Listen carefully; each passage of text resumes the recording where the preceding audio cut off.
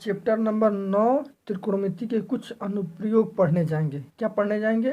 त्रिकोणमिति के कुछ अनुप्रयोग। यह एक बहुत ही लॉजिक चैप्टर है और एक बहुत ही इंटरेस्टिंग चैप्टर है।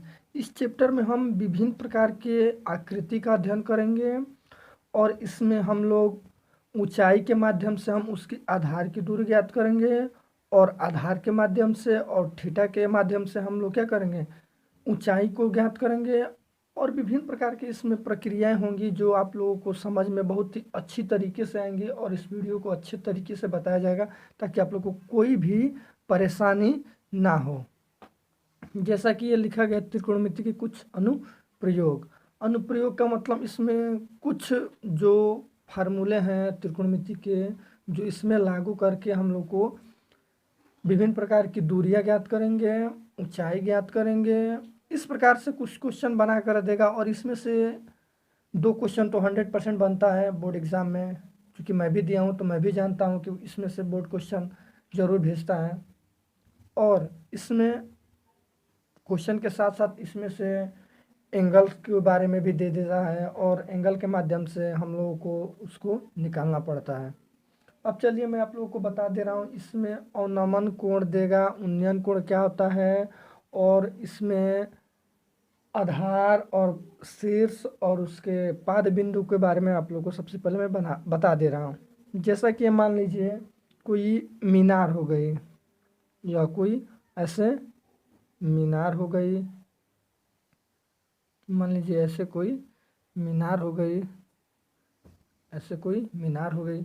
और इस मीनार का जो मीनार है, ये जो कि इस भूमि पर बना है ना, मीनार भूमि पर ही ना बनेगा, आसमान में तो बनेगा नहीं। क्योंकि इस भूमि से हम लोग ऐसे एक रेखा खींच दे रहे हैं, रेखा खींच दे रहे हैं और इसको इस भूमि पर कोई व्यक्ति खड़ा है, अर्थात इस व्यक्ति की दूरी को हम लोग नगण्य मान लेते हैं। नगण्य का मतलब इसके ना के बराबर मान लेते हैं।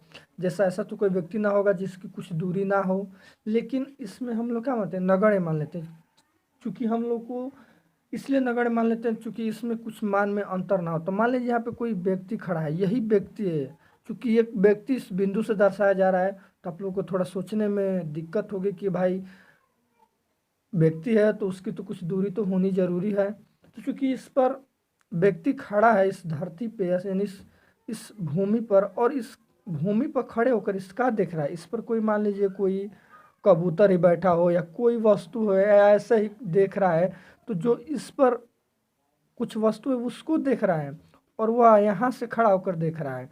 तो चूंकि इसकी आंख द्वारा ऐसा कोई काल्पनिक रेखा बनेगा कि नहीं बनेगा, मान लेते हैं कि एक ऐसी काल्पनिक रेखा बनता है और जो इस भूमि और उसके आंख द्वारा बने काल्पनिक रेखा के बीच का जो एंगल बनता है वही क्या होता है, हम लोग का उन्नयन कोण होता है।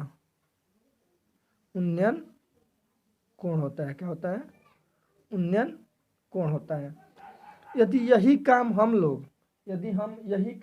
लोग क्या करें, यदि हम लोग ऊपर से बैठकर और नीचे की वस्तु को देखें तो ये हम लोग को क्या हो जाता है, अवनमन कोण हो जाता है।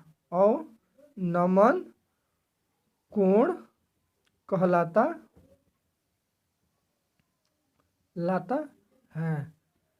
जैसे मान लीजिए यह तो उन्नयन कोण हो गया हम लोगों का। और